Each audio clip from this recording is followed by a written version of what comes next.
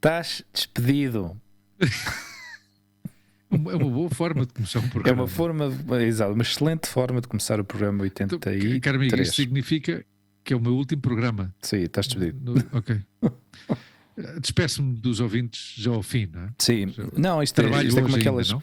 isto é como aquelas séries que tu vês o final e depois tens aquele flashback todo, não é? Aqueles, como é que aconteceu toda. Exato. Ou seja, tens o ator ou a atriz que normalmente morrem, não é? E depois estão a contar tudo o que aconteceu até ao momento em que morreram. Até à morte. Exato. Okay. Pois aqui, então o programa de hoje vai ser o quê? Tendo em conta o meu despedimento, vai ser uma retrospectiva do meu passo por este podcast ou ainda tenho possibilidades de podes gravar tentar o próximo? recuperar. Podes tentar fazer o teu melhor para recuperar. Sim, tá bom, força aí. Do que estávamos a falar porque estás despedido. Ok. Então vamos contar o que é que aconteceu, porque que o Luís foi despedido. Claro. Porque o Luís não vê os nossos episódios. Exato. Nem ouve os nossos episódios. Isto nas empresas justifica-se como baixo rendimento e falta de interesse nos interesses. Sim, falta de motivação, falta de integração, totalmente. Não tem, digamos, o objetivo comum em incorporar. Mas tu sabes que eu tenho um problema. Eu tenho um problema de origem e que provavelmente com a questão da publicação dos vídeos no YouTube se duplica o problema que eu tenho. Ou seja, eu tenho um problema que não gosto de ouvir a minha voz. Daí que muito raramente agora vais-me dizer que também não te gostas de ver ao espelho. É verdade. eu não, a minha imagem não há um cuidado estético como o teu. Está a perceber? Então eu ver-me em vídeo é uma coisa que me custa bastante. A nossa mensagem é importante. Eu vou melhorar nesse sentido. Tens um mapa mundo atrás de ti, eu tenho ali atrás uma coisa completamente indescritível, porque ali é a zona de brincadeira de jogos da Olivia. E está coberta por uma luz lilás ou roxa, sei lá, como quem quiser. Ultravioleta. Pois olha, vamos arrancar este episódio 83 só. Bom, como estávamos a falar antes. Arranquemos. Como estávamos a falar antes desta questão da atualidade e que realmente, ao fim e ao cabo, as conversas que nós temos acontecem fora digamos, da data em que são gravadas, há uma certa, digamos, certo desquadro ou desfazamento de tempos e de datas e de horas e tudo o resto. Mas não queríamos perder a oportunidade de falar um pouco sobre a atualidade de hoje, sábado, dia 26 de fevereiro de 2022. Nós no nosso último episódio aconteceu exatamente a mesma coisa. Até esse momento não tinha havido nada de nenhum, digamos, nenhum acontecimento digamos, drástico em relação à situação na Ucrânia, mas infelizmente ao dia de hoje, pois, há 2 dias atrás, a Rússia finalmente acabou por invadir o território ucraniano e está neste momento, ou seja, no dia de hoje, dia 26, está neste momento já a fazer movimentos militares em direção ao centro da capital da Ucrânia, não é? Pelo que sabemos, pelo que se sabe. E não vamos entrar em grandes pormenores, porque ao fim e ao cabo não vale a pena estar a falar, digamos, a dar informação sobre. Já fizemos isto com a pandemia e decidimos que não tinha nenhum sentido estar a fazer, digamos, falar sobre números, nem dar grande informação sobre isso, mas o que eu acho que é importante destacar é realmente chamar a atenção pela grande tragédia humanitária que isto vai provocar. Primeiro, muitas famílias vão estar completamente destruídas, separadas, vidas que se destruem. Já se fala de 150 mil refugiados ou pessoas que fugiram do país para países vizinhos. E podem chegar a 5 milhões, inclusivamente. Como? podem chegar a 5 milhões de refugiados. Claro. E é uma tragédia humanitária. Por isso queremos, desde aqui, dar o nosso apoio, a nossa força, digamos, moral, para todas as pessoas que, digamos, estão a sofrer esse impacto com esta guerra, não é? Mas também há notícias boas dentro deste conflito, ou pelo menos notícias esperançadoras. Várias famílias espanholas que fazem parte de um programa, que é um programa que existe já há muitos anos também com o povo saharaui, em que há crianças do Saara Ocidental, esse território disputado entre a Argélia e Marrocos, desde há muitos anos que crianças desse território saharaui passam os verões em Espanha. Okay. O mesmo acontece desde o conflito em 2014 na Ucrânia, com jovens da Ucrânia. Então há várias famílias espanholas que já acolheram jovens e crianças da Ucrânia para fugir à guerra, e a Fundação World Central Kitchen, deste cozinheiro espanhol José Andrés, aquela, sabes perfeitamente, aquela que eu e a Montse participámos no ano 2020 com o voluntariado em plena pandemia, já está na Polónia a dar refeições quentes a 150 mil pessoas por dia, por agora. Portanto, às vezes, não sei, às vezes dá a ideia que as pessoas têm mais poder que os governantes, e o único poder que os governantes têm é o uso das armas.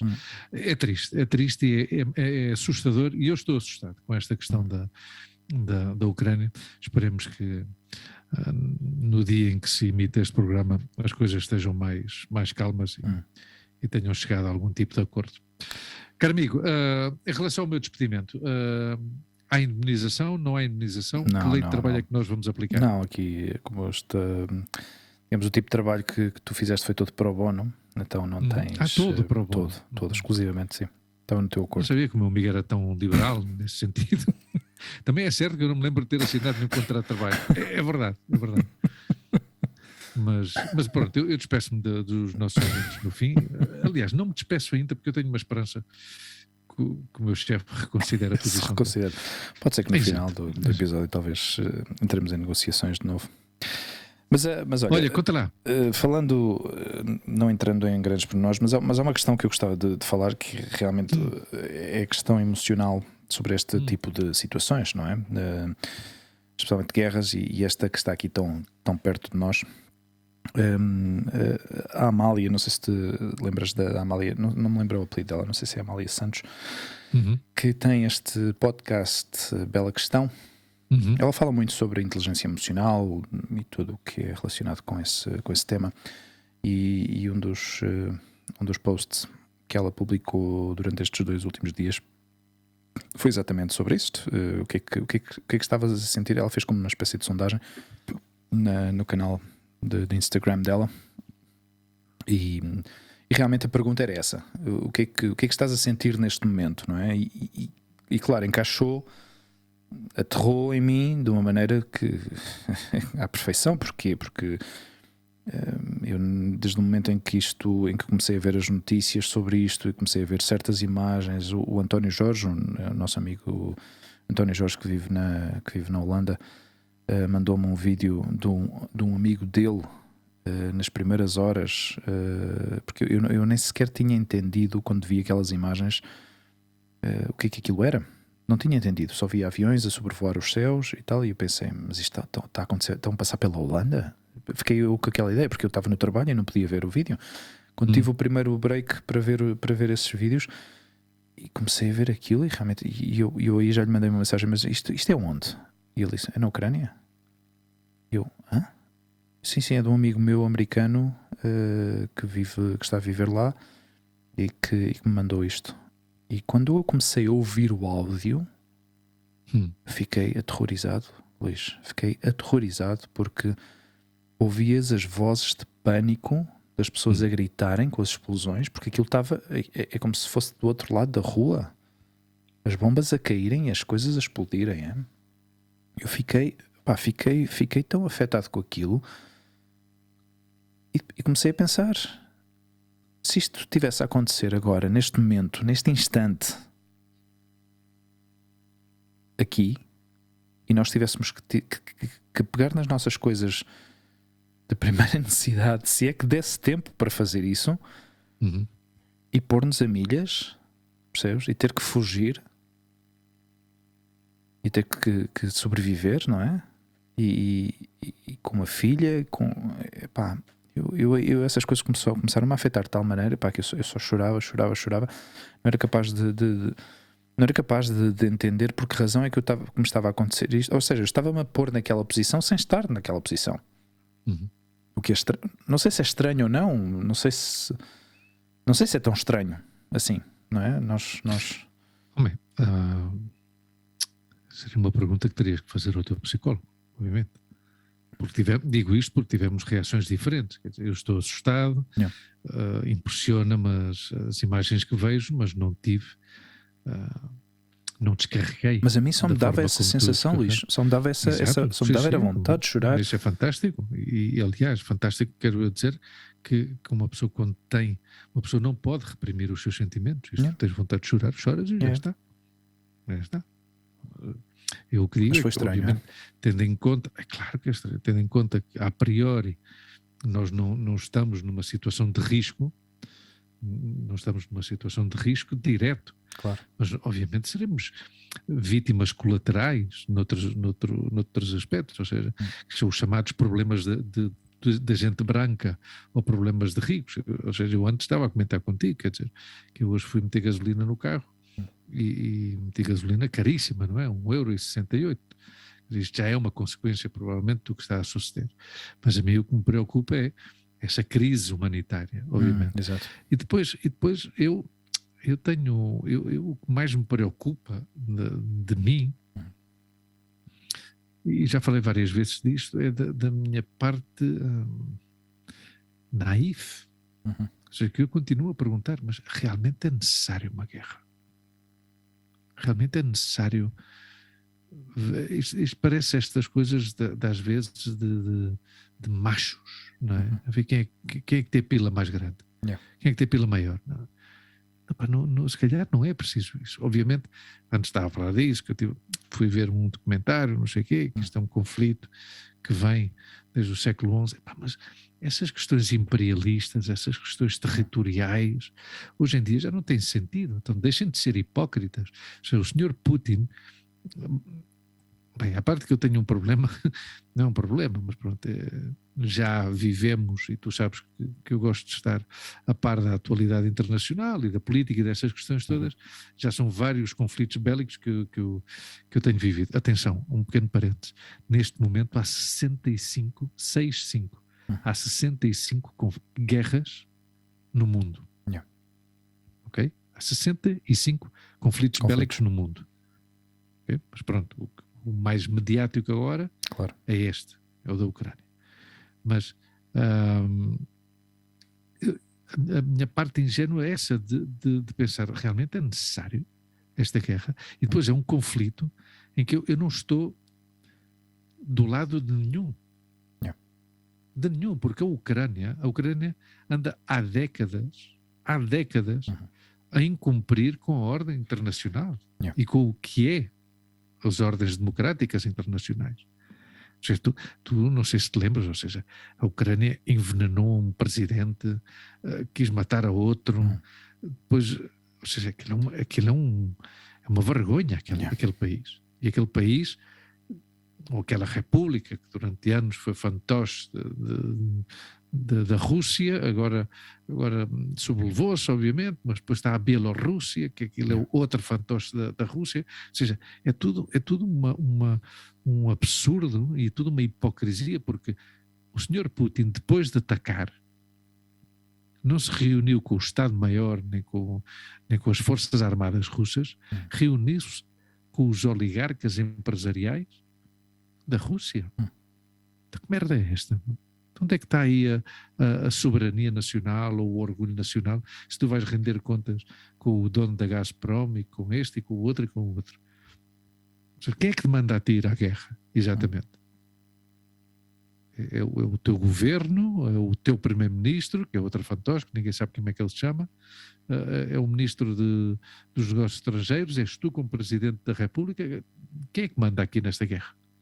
Se tu depois do primeiro ataque vais mandar o relatório, informar do relatório aos oligarcas. Isso é uma vergonha. Sim, não, quem pensa que isto é uma questão que é só uma questão territorial, pois está muito enganado, porque isto tem tudo, ou seja, está tudo ligado com interesses económicos, energéticos. Quem controla, ou seja, a parte territorial obviamente é importante, porque para eles é importante, mas a nível dos benefícios que terão se conseguem conquistar, digamos, o território que eles aspiram conquistar, isto vai ser para eles um aumento, digamos, da sua capacidade de produzir energia, especialmente da parte de gás natural, não é? Que é de controlar o abastecimento da Europa, não é? Exato, porque aí tem-nos pelos tomates, assim vulgarmente descrito. Mas isto é obviamente, para quem conhece e sabe da história, tanto política como geopolítica, pois tudo isto tem muito mais conteúdo, muito mais razões. Muita gente agora, do que eu tenho estado a ouvir na internet, muitos acusam os Estados Unidos de terem andado aqui a mexer e a manipular, como sempre fazem, como continuamente querem controlar cada vez mais território, e quanto mais fechem o cerco aos comunistas, neste caso aos russos, porque fala-se de que isto foi parte da planificação de expansão, ou seja, eles põem isto como se fosse a expansão da NATO, mas na realidade, nas entrelinhas, realmente é uma tentativa por parte dos americanos de se colocarem, de se posicionarem estrategicamente nesta zona do mundo, para terem acesso muito perto e controlarem de muito perto a fronteira com a Rússia, não é? E diz que este presidente, digamos que o golpe de Estado que foi provocado, acho que não sei se foi em 2014, se não me engano, foi provocado ou foi ajudado, entre aspas, pelos americanos para destituir esse presidente que era pró-russo, para colocar este que é mais pró-americano, pró-Europa. Mas os Estados Unidos andam a fazer isso há um século. Sim, na América Latina. Sim, isto não é nenhuma novidade. Ou seja, isto parece. Por isso que eu estava a tentar, digamos, fazer esse tipo de conexão, para que as pessoas que não saibam sobre isto, eu também não sou grande entendido, isto é tudo informação que vamos recebendo agora pela internet, e eu desconhecia por completo esta situação. Isto vai para, como tu disseste, isto já vai desde o século XI, imagina. Claro. Ou seja, só que depois estas coisas são magnificadas, ou seja, isto fica estancado durante séculos, não é? Fica assim, ok, ninguém mexe, todos vivem bem, estabilidade e tal. Claro. Mas depois os conflitos bélicos, guerras mundiais, não é? Acabam por enaltecer esta situação e dizer, espera lá, mas isto afinal é nosso. Aproveitando a confusão e a destruição e isso foi o que tentaram fazer, não é? Já nesse momento houve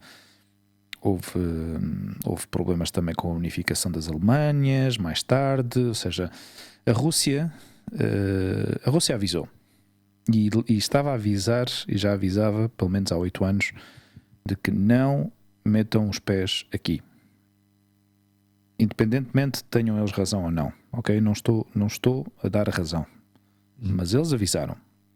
E os americanos continuam. E pimba, e vamos avançar, e é-lhes indiferente. Ou seja, imaginando que os russos fizessem exatamente a mesma situação como tentaram fazer nos anos 60 em Cuba, que aí foi quase... Aí não conseguiram? Quase... a Guerra Mundial número 3, percebes? E houve mesmo uma possibilidade de usar armas nucleares. Os americanos em seguida puseram-se à defensiva e fizeram tudo o possível para que isto não acontecesse, não é? E isto é a mesma situação, ao fim e ao cabo. É a mesma situação. Claro, o que se passa aqui é que o problema dos americanos aqui é que escolheram mal o indivíduo. Porque a NATO disse, epá, tu escolhes lá os presidentes que tu queres, mas este gajo é um nazi dos diabos. Então este gajo mesmo que nos peça a nós, a NATO, que metamos aí uma base na Ucrânia, a maioria dos membros da NATO não vão estar de acordo, porque este gajo é um nazi dos diabos.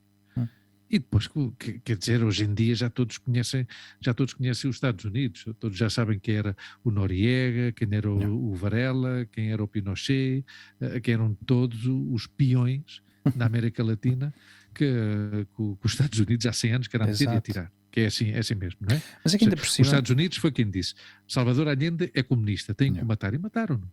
Já está. Claro, eles é assim.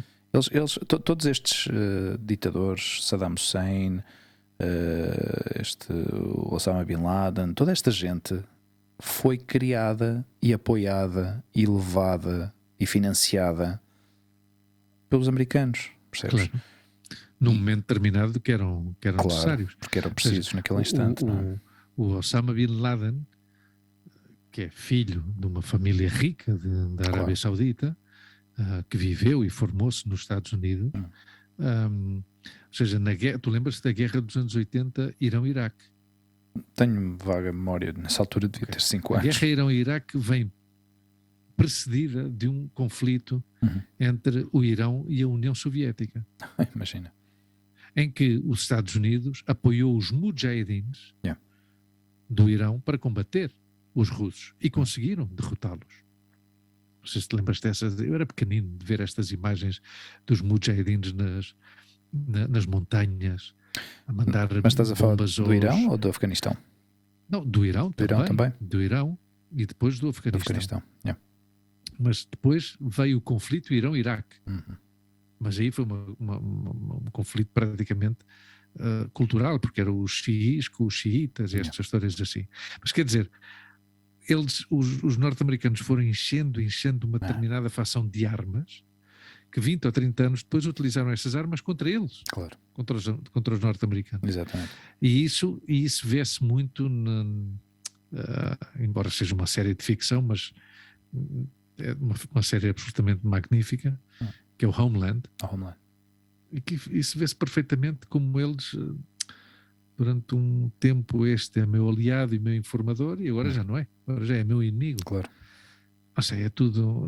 Tem a ver com geopolítica, mas há uma questão. O que defende a grande defesa dos Estados Unidos, qual é? É a sua posição geográfica. Porque os Estados Unidos é praticamente uma ilha.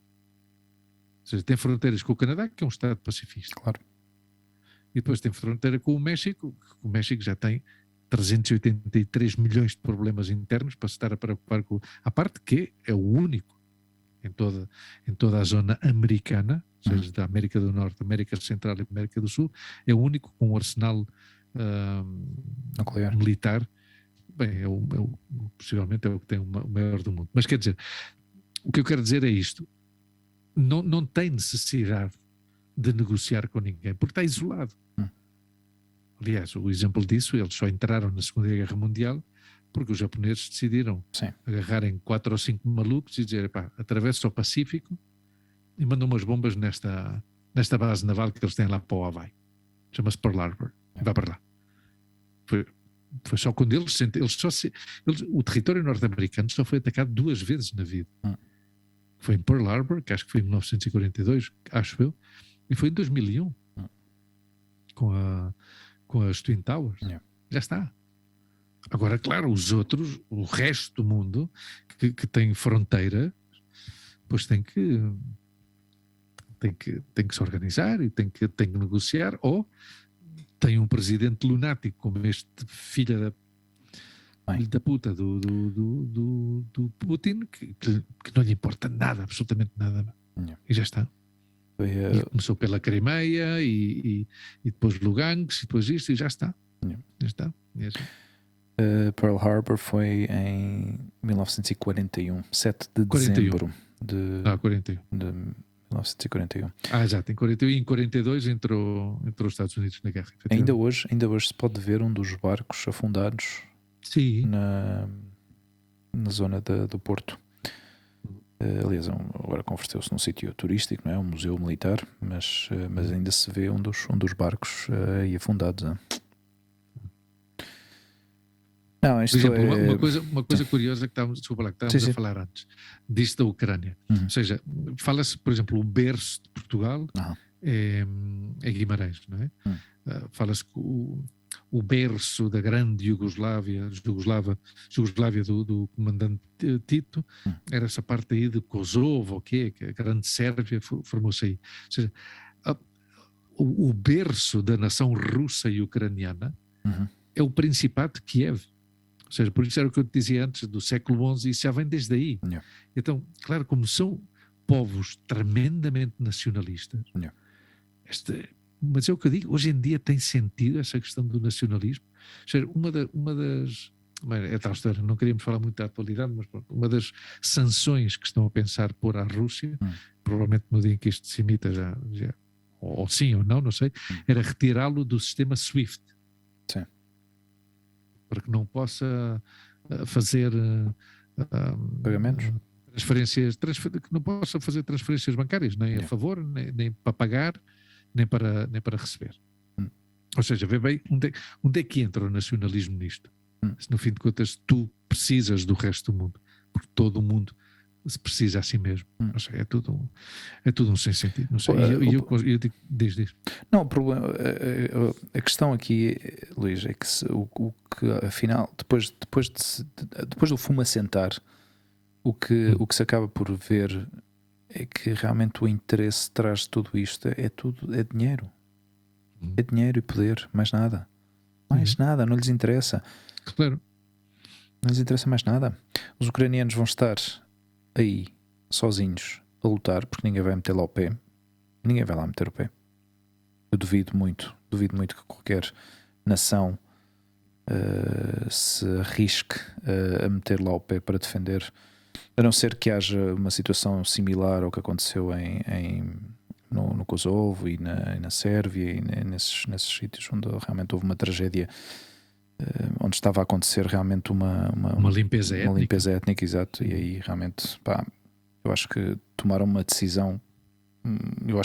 Eu não sei porque eu ouvi dizer que essas decisões da NATO meter aí o pé foi um pouco contra a lei nacional ou internacional, acho eu. Ou seja, isso foi uma ação tomada, mas um pouco por necessidade e não por realmente não.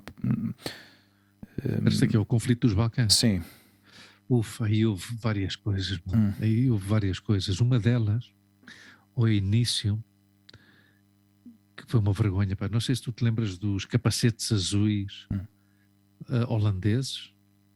Ou seja, há umas imagens tremendas. A limpeza étnica começou pela passividade de uns jovens militares holandeses que não entendiam nada daquilo e que deixaram passar o pessoal. Já há umas imagens tremendas disso, dos capacetes azuis holandeses, que ante as câmaras, estou a falar com as câmaras diante das câmaras de televisão, deixaram passar uns milicianos, agora acho que eram sérvios, já não me lembro, e começaram uma limpeza étnica, a matar os muçulmanos de Mostar, depois essa ponte medieval magnífica de Mostar, que foi derrubada também, que foi reconstruída por engenheiros espanhóis, curiosamente.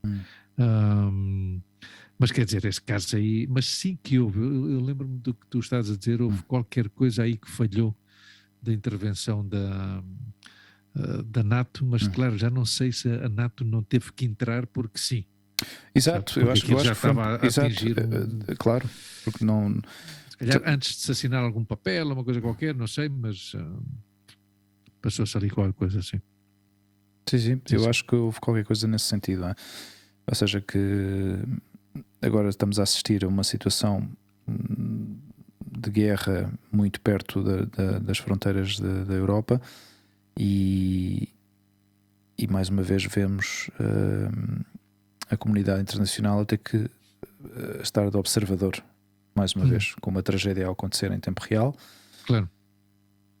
Claro, agora está muita gente a mover-se, a mexer-se, a organizar-se para ajudas humanitárias, o que eu acho que é positivo. Isso demonstra que muita gente tem esse espírito e essa empatia com... Mas até que ponto é que... porque... foi uma coisa que eu ouvi do Glenn Greenwald. Eu não sei se já ouviste falar deste jornalista que foi ele junto com o Edward Snowden que revelaram esta Wikileaks, não é? E o Glenn Greenwald tem o canal dele, não é? E ele estava a falar exatamente sobre isto e sobre os nossos sentimentos. Quando nós vemos situações destas a acontecer, normalmente pomos os nossos sentimentos e deixamos de ser objetivos. Ou seja, não vemos a objetividade dentro destas situações, não é?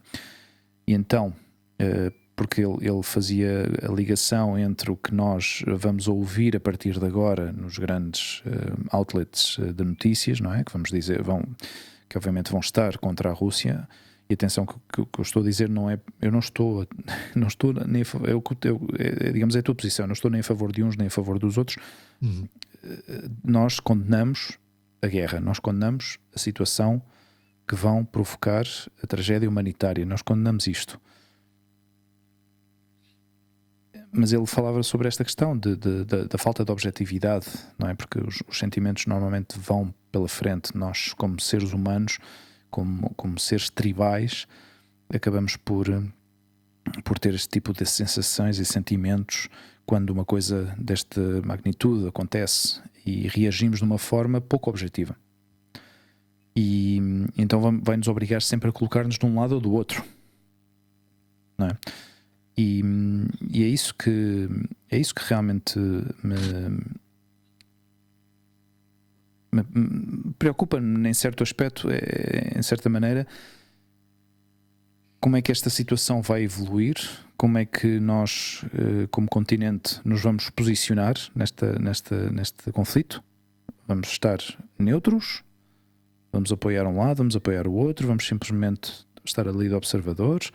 Vamos jogar as mesmas cartas ou vamos jogar no jogo que os americanos, afinal, queiram eles jogar? O que é que vai acontecer daqui para a frente, não é? Eu acho que aqui a única política que se deve levar a cabo, ou que se deveria levar a cabo por parte da União Europeia, é insistir no fim do conflito. Exato. Sem tomar partido absolutamente nenhum. Yeah. Isto foi uma coisa que começou em 2014. Sim. Isto começou em 2014 e foi precisamente já pelo fracasso das conversas entre a Ucrânia e a União Europeia para entrar na União Europeia.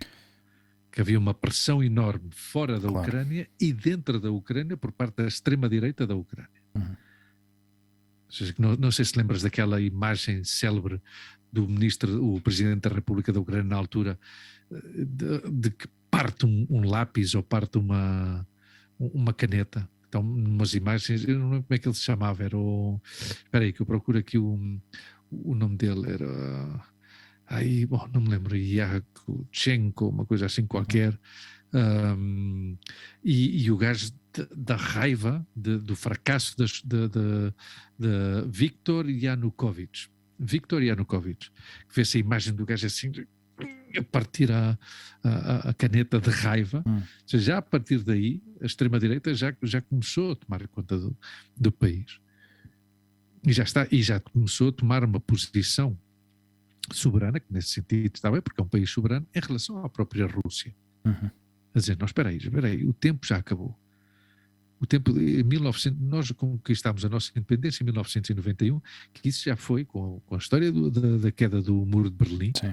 Isso já foi uma ferida ao orgulho russo, não é? Claro. Ou ex-orgulho soviético, que passou a ser o orgulho russo, que é de um momento para o outro, a Ucrânia, que existia unicamente uma fronteira administrativa, passa a ser uma fronteira internacional. Somos um país independente.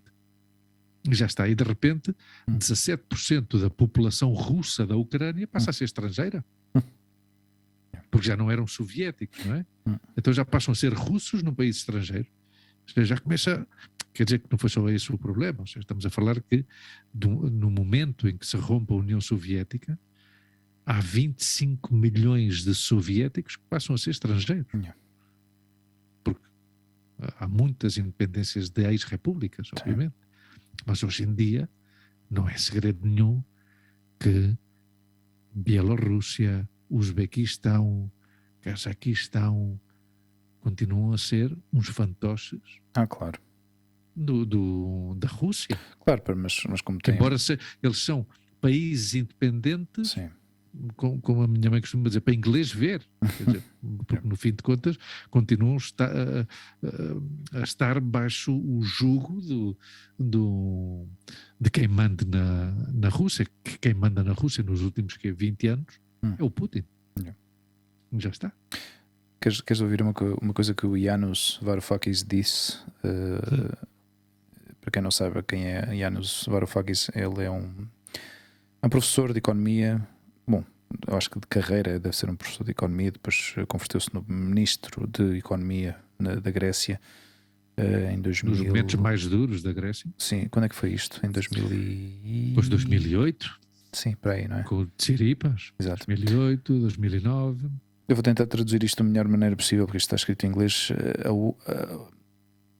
O único caso hoje, ou digamos, a única coisa que se deve fazer hoje é parar a guerra, assegurar-se de que os russos, ou de que as tropas russas se retirem da Ucrânia, e a única forma de conseguir que isto aconteça é que haja um acordo entre Washington e Moscovo para que a Rússia retire as suas tropas em troca de um compromisso, ou seja, em contrapartida, é que Washington garanta a Moscovo que haja uma neutralidade por parte da Ucrânia, para que não pertença a nenhum tipo de, digamos, de organização, neste caso a NATO, não é? Qualquer outra coisa, eles usam muito esta expressão ultimamente, warmongering, que é como se fosse, digamos, um apoio à guerra, ou seja, warmongers, hoje em dia descreve-se muitos políticos, especialmente nos Estados Unidos, com esta expressão do warmonger, que são como os fanáticos pela guerra, que tudo o que fazem vai sempre com um interesse bélico por trás, e para defender os interesses destas indústrias da guerra, não é? Porque isto é outra questão, ao fim e ao cabo, para os americanos. Quando se ouve muito Estados Unidos, quando ouves muitos os políticos a falarem publicamente sobre guerra e sobre conflitos e sobre... vês que ali a maquinária já está em movimento.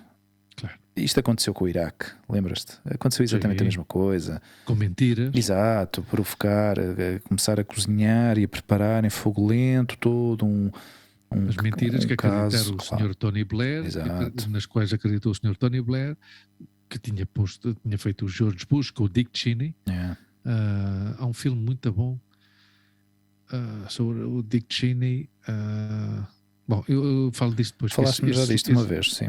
Esse filme aclara muitas coisas e elucida muitas coisas, e de como um desgraçado nos Estados Unidos, muitas vezes o sonho americano é isto, como um desgraçado, um impresentável, um miserável, pode chegar a ter tanto poder num país, como é o caso do Dick Cheney. O Vice? E nessa mentira... Chama-se Vice?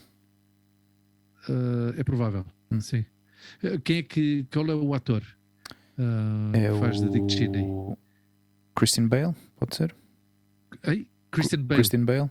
Perfeito, é esse mesmo. Sim. Esse filme é absolutamente extraordinário e desgarrador, do que conta. Okay. Uma coisa que me ajudou a acreditar nesse filme foi que a família Cheney não autorizou e não se reconheceu nesse guião. Portanto, é verdade. Então já está. É verdade. Claro. Claro, porque o Sr. Bush, Tony Blair, José Maria Aznar, com o patrocínio do Durão Barroso, assinaram esse documento vergonhoso nos Açores, dizendo que sim, que o Iraque tinha armas de destruição massiva. Qual era uma mentira. E eles sabiam, não era? E de todos eles, o único que pediu desculpas foi o Tony Blair. que também não é que seja um personagem que mereça grande respeito da minha parte, mas pronto. Foi o único que pediu desculpas. Mas pronto. Sim, esta situação vai-nos trazer complicações para o nosso dia-a-dia também. Vai ter um impacto direto bom, aliás, nós neste momento já estamos a sofrer várias consequências do atual sistema capitalista em que vivemos. Subida dos preços, inflação disparada pelos e ainda hoje ouvi um vídeo. Tu lembras do Jon Stewart que apresentava o Daily Show? Tu lembras-te dele? NBC? O Daily Show era de outra cadeia, não era de outra rede, não era da NBC. Quem aparecia na NBC era o Conan O'Brien. Jon Stewart, sim, já sei quem é. Sim, ok. Sim, eu gostava deste gajo. Meu. E o tipo agora gosto muito deste e gosto muito do outro. Continua, desculpa. Sim. Este é um podcast na Apple Plus que é The Problem with Jon Stewart. E um dos últimos episódios que eu vi convidaram uma miúda, uma rapariga, uma senhora. Bom, uma rapariga parecia-me bastante jovem. E falaram sobre a inflação, não é? Sobre o que é que está a acontecer e por que razões é que porque é que as coisas agora estão a custar tanto mais do que custariam, não é? E basicamente resumiram tudo basicamente as empresas, as grandes corporações estão a ter benefícios com isto porque os preços estão a aumentar de forma indiscriminada. São eles próprios que estão a aumentar os preços dos produtos que vendem, não porque estejam a custar mais, percebes? E toda a gente, ou seja, nós, eu, tu, os nossos vizinhos, os nossos amigos, estamos a sofrer estas consequências simplesmente porque há um grupo ou vários grupos de empresas, de grandes empresas, que estão a manipular o mercado de tal maneira. Eles dizem esta expressão em inglês de jack the prices, que é inflacionar os preços, ou seja, sem qualquer motivo, sem qualquer razão, ou seja, não há razão por isso. Dão a desculpa da pandemia, da subida da demanda, mas não é por aí, não é por isso. São eles que estão a provocar esta subida de preços e nós estamos a sofrer essas consequências diretamente nos nossos bolsos. Mas uma das grandes mentiras do capitalismo é que os liberais, os que defendem o capitalismo, dizem mas o capitalismo é bom para as pessoas porque há liberdade de preços e as pessoas podem comprar onde é mais barato e cada um vende ao preço que quer. Isso é uma mentira que se vê em tantas coisas do dia-a-dia, como por exemplo, tu vais à bomba de gasolina e as 4 marcas de bombas de gasolina têm uma diferença de 1 cêntimo. Posso poupar 1 cêntimo. Tu vais ver as tarifas as tarifas telefónicas são praticamente todas as mesmas. Vais ver o quê? Está tudo pactado. Exatamente. Está tudo pactado entre eles. Claro. Então onde é que está aqui Mercado Livre não há mercado livre, há então, monopólios. Para isso o Estado que tome conta das principais ou das como é que eu iria dizer dos bens de primeira necessidade, como pode ser a luz, a água e o gás, e já está. O que é que me importa a mim passar da Endesa à Iberdrola se elas são exatamente a mesma coisa? Claro. E vendem exatamente o mesmo produto ao mesmo preço. Não. Eu estou a ler um livro que fala exatamente sobre isto, que acho que se chama Break 'em Up. É um filme não. É um livro que fala exatamente sobre estas grandes empresas, estes grandes monopólios que existem, porque às vezes ouvimos falar destas grandes aquisições, não é? Por exemplo, da Amazon, que adquiriu a Whole Foods, que é uma cadeia de comidas orgânicas e saudáveis, e que de repente a Amazon meteu-se aí dentro e acabou por comprar todo o Whole Foods. Tentativas de compra, por exemplo, da American Airlines, de outras companhias aéreas, FedEx com a TNT, ou antes falou-se também da FedEx com o UPS, ou seja, todas estas fusões que existem nos mercados é simplesmente para eliminar concorrência. Mais nada. Claro. Eliminam um grande concorrente, não é? Que naquele momento, se calhar, até nem deve estar com grandes dificuldades económicas, mas entre eles entram em acordo. Olha, tu pões-me como CEO da tua empresa, porque depois o curioso é que a empresa comprada acaba muitas vezes por assumir o controle da empresa compradora, claro. Que é uma coisa completamente fora do âmbito da normalidade e da lógica. Mas pronto, ainda ontem vi um documentário na Netflix sobre a Boeing, que é muito interessante. Eu acho que devias ver, Luís, porque aquilo fala exatamente sobre uma das grandes empresas mais reconhecidas no mundo inteiro, que tinham uma trajetória de segurança infalível, quase. Ou seja, todos os acidentes que aconteceram com aqueles aviões da Boeing ao longo dos anos muitas vezes não foram, ou a maior parte deles não foram por consequência ou por falhas mecânicas, e de repente a ganância não é ganância, é, como é que se diz? Lucro. Greed.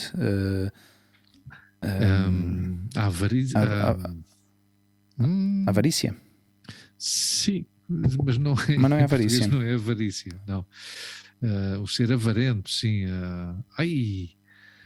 Bom. Vamos buscar aqui o dicionário. Nós assumimos as nossas limitações no nosso idioma, a ambição, provavelmente, pode não ser, é, uma ambição desmedida. Quando és ganancioso, não é ganancioso, caramba, é... Sim, é ser ganancioso, exatamente. Sim? Sim, pode ser, sim. Mas é uma ambição desmedida, greed é uma ambição desmedida, não é? Espera lá, eu vou procurar a tradução literal. Talvez procura aí. Ambição, olha, entretanto, mas não é ambição. Ganância. É ganância, ser ganancioso. Sim, ganancioso. Mas pronto, a ganância destas empresas de querer só obter lucros, percebes? E de completamente dominar o mercado. Os gajos compraram a McDonnell Douglas, que era outra construtora de aviões,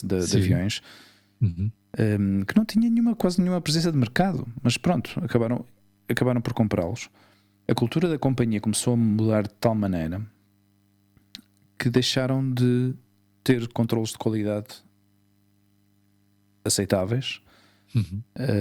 Começaram a lançar produtos, neste caso lançaram o avião, o 737 MAX, para o mercado com esta... esse foi o que teve muitos problemas, não foi? Em África? Teve 2 acidentes mortais.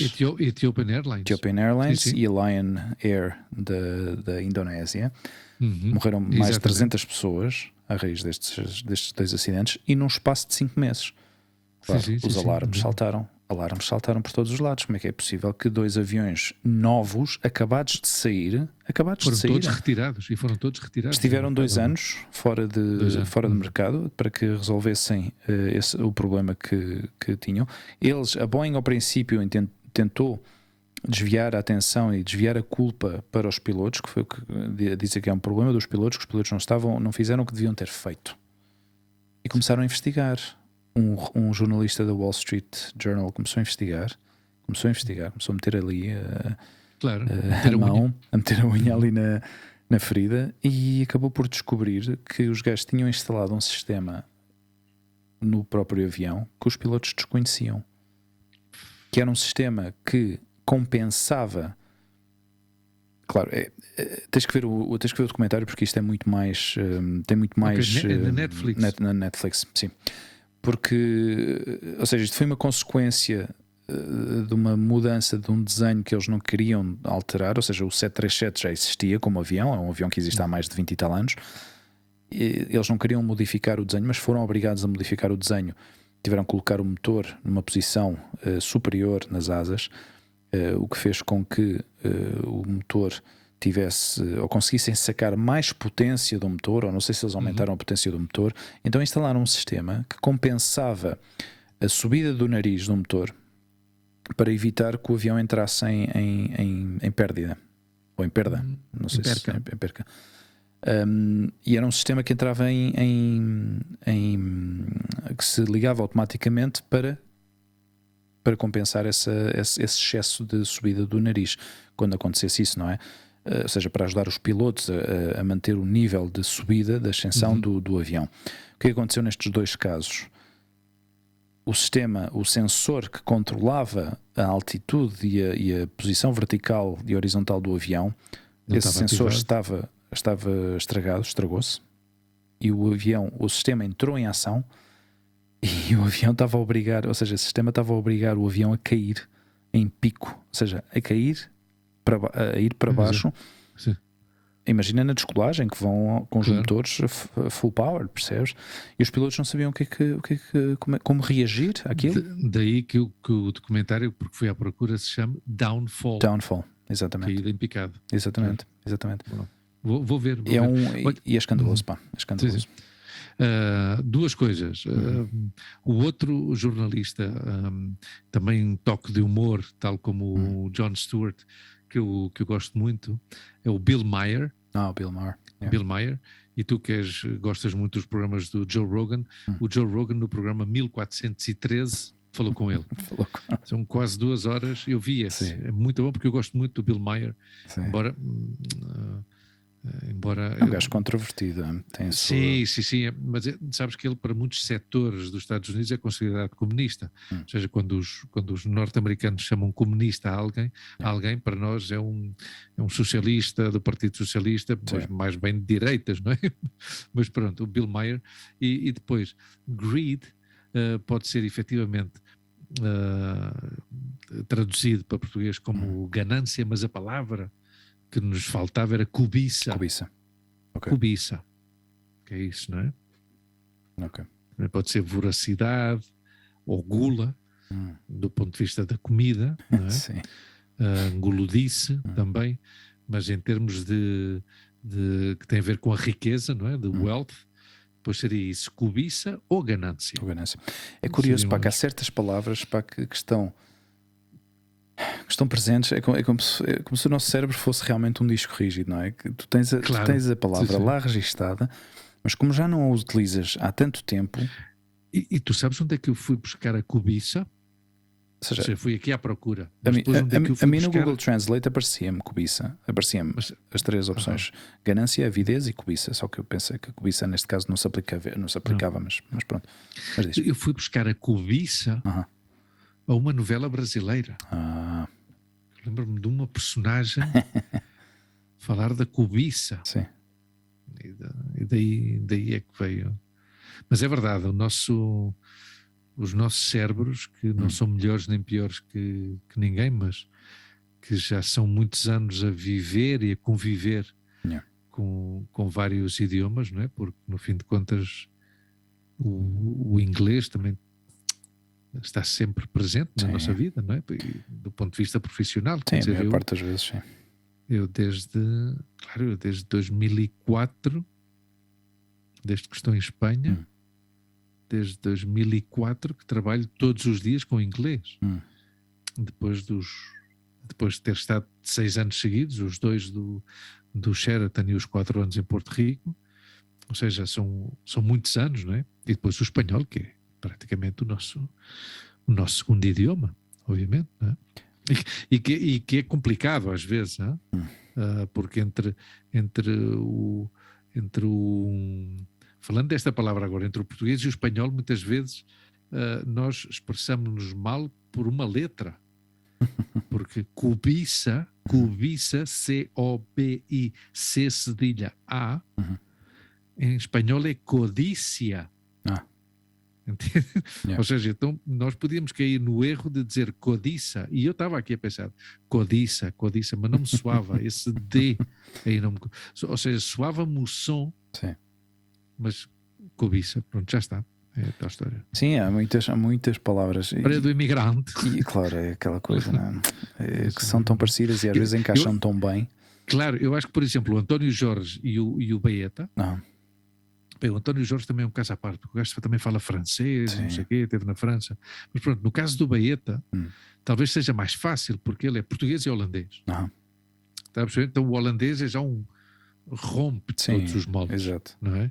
Então, se calhar já é mais difícil. Nós estamos aqui entre idiomas irmãos, praticamente, então andamos aí, E eu, por exemplo, tu, por exemplo, tu lês mais em inglês, é curioso, tu lês mais em inglês, mas eu leio muito em espanhol. Mas pronto, é o que não, mas é curioso, com a pequenita, por exemplo, com a Olivia, a minha dificuldade que eu encontrei, que eu comecei a encontrar, agora já me habituei, já não me faz tanta diferença, mas ao princípio falar com ela, habituar-me, ou seja, tive que me habituar a falar em português com ela, não é? E que mesmo que ela não entenda o que eu lhe digo, insistir na palavra, e ela vai entender. E eventualmente até lhe traduzo, digo-lhe, mas qual é a palavra em espanhol? E eu digo-lhe, a palavra em espanhol é esta, mas continuo a falar em português. Claro. Mas é tal coisa que às vezes há palavras que ela me pergunta, como é que se diz isto em tal idioma? E eu, claro, fico às vezes assim a pensar, ou até mesmo lhe posso até dizer a palavra espanholizada ou portuguesada, que também pode acontecer, não é? Pois, eu quando a Lua me faz essas perguntas, que me pergunta, agora já não pergunta tanto, é verdade que a Lua, e com isto das redes sociais é bom, por exemplo, uma das coisas que eu noto na Lua, e fico super contente, porque com esta história da costura, que ela gosta tanto da costura e da moda e do corte e não sei o quê, ela como segue várias pessoas em vários idiomas. Ou seja, no outro dia deixou-me surpreendido, porque disse-me, não tem que alinhavar isto antes. Eu disse, como é que tu sabes que em português se diz alinhavar? Não, porque eu sigo uma miúda portuguesa e outra brasileira que fazem coisas de costura, mentiras, não sei o quê, e então muito parte do vocabulário aprendo aí. E também é certo que algumas lembro-me da avó Tita e do avô Zé. Uau! Porque, claro, há determinados, que é o que nós falamos muitas vezes, termos que nós que saímos de Portugal com 23 anos, a gente nunca utilizou e começámos a utilizar fora, não é? Por isso é que é bom, ouvir podcasts em português. Sim, sem dúvida. É muito bom, especialmente malta nova. Eu gosto de ouvir por causa porque ao fim e ao cabo eu ouço o português mais atual. Exato.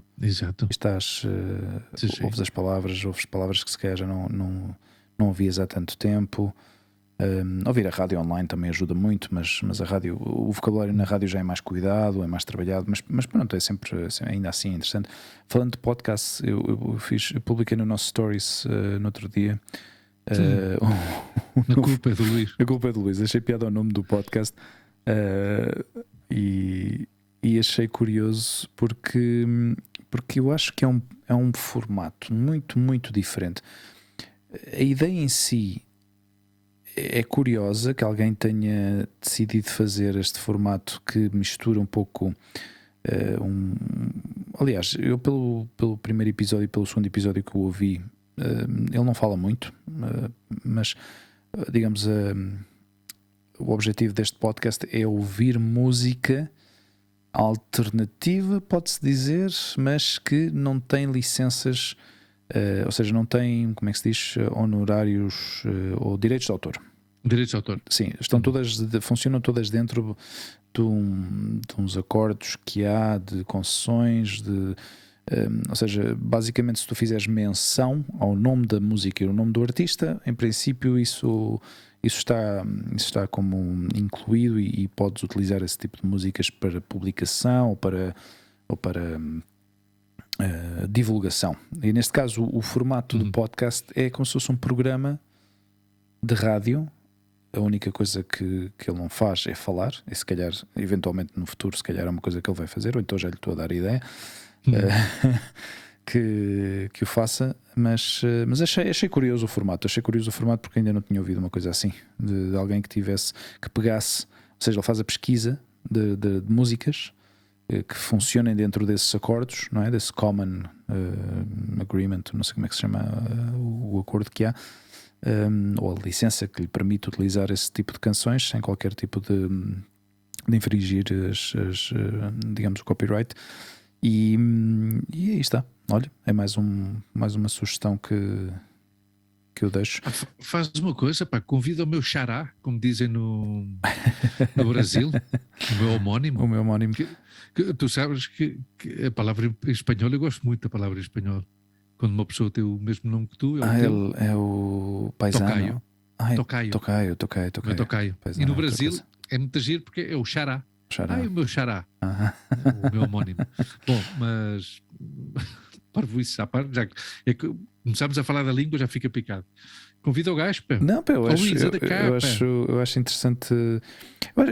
Já tínhamos falado disto ao princípio, antes de quando começámos o ano, de eventualmente ter mais falar com mais podcasters, porque eu acho que é interessante. Há muita gente interessada neste mundo.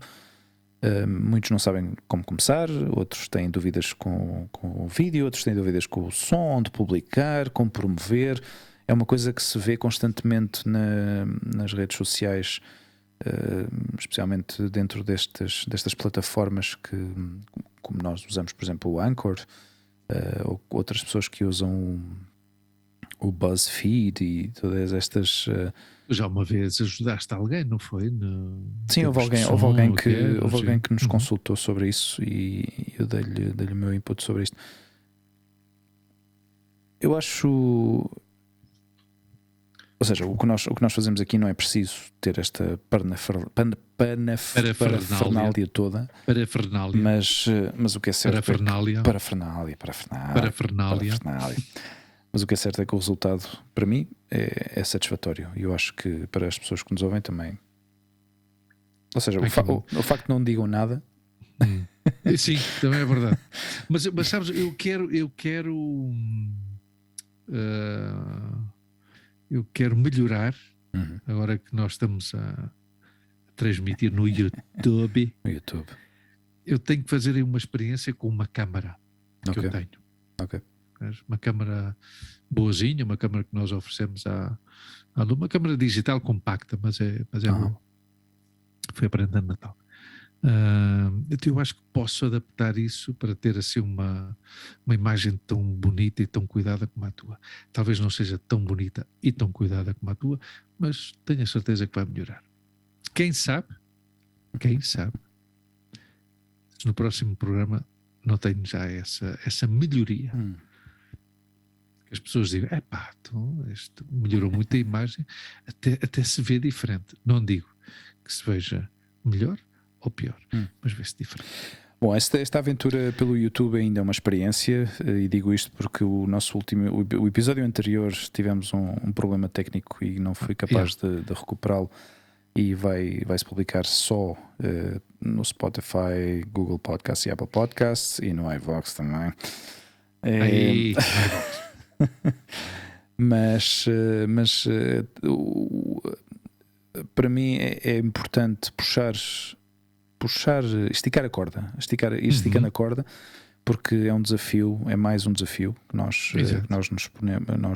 nos colocamos, porque o facto de editar vídeo, ou seja, o que nós estamos a fazer agora neste momento aqui é gravar o som por um lado, gravar vídeo pelo outro lado e depois juntar as duas coisas, e isso é um desafio em si, porque implica não só uma edição de áudio, mas também uma edição de vídeo, e isso é interessante da parte técnica, melhorar nesse aspecto, e cada vez que vamos fazendo coisas mais complexas que se convertam em coisas mais naturais, e que isto seja o mais natural possível, o mais rápido possível, para que não tenha influência na periodicidade em que nós lançamos estes episódios.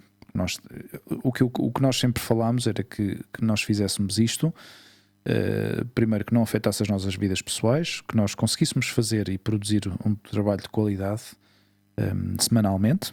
Isso foi um compromisso, fazê-lo semanalmente, porque não é fácil fazer uma coisa assim semanalmente. Ou seja, que eu e tu tenhamos um momento na semana para nos sentarmos, ainda que de forma remota, e fazer isto e publicar um episódio cada semana tem a sua dificuldade, e ainda por cima publicá-lo e editá-lo e tudo isso. Mas pronto, espero que as pessoas que nos sigam visitem-nos no YouTube para ver o vídeo.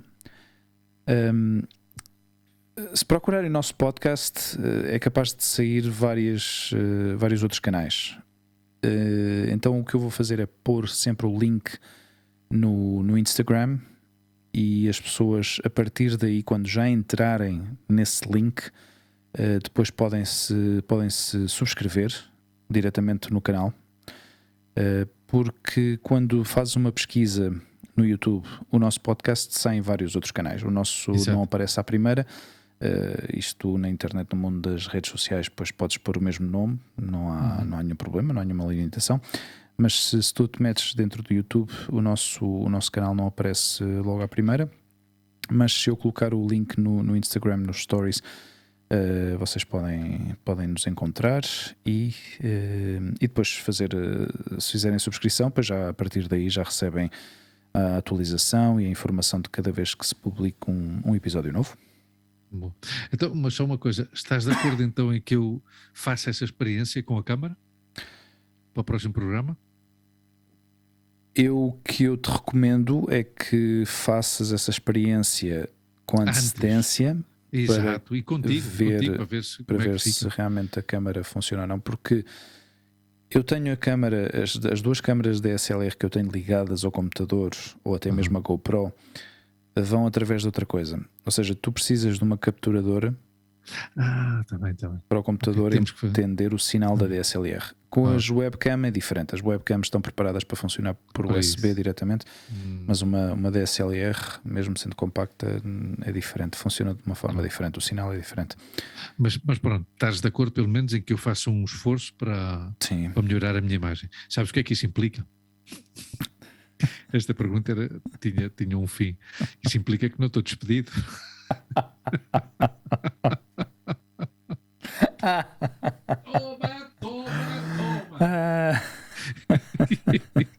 Obrigadinho. Nada, mais uma semana, meu. Tens mais uma semanita para provares do que vales. Bom, caros ouvintes, amigos, familiares e toda a gente que está aí pelo mundo a ouvir-nos, espero que tenham gostado mais um episódio. Podem-nos ver no YouTube, podem-nos ouvir no Spotify, Google Podcasts, Apple Podcasts, no iVoox também. Sim. E pronto, olha, mais uma semanita. Mais uma semaninha, mais um programa. Mais um programa. 83º programa. Exatamente. Que gravamos hoje, dia 26 de fevereiro.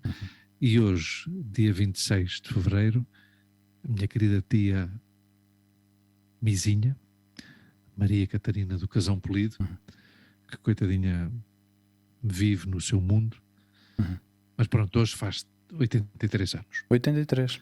Sim. Episódio 83. É o episódio 83 e a Mizinha faz 83 anos, nascida em 1939 e, como digo, tenho saudades das duas, da que eu conheci e da que existe hoje em dia, mas pronto, é o que é. Um beijinho para a Mizinha, um beijinho para todos os que nos ouvem.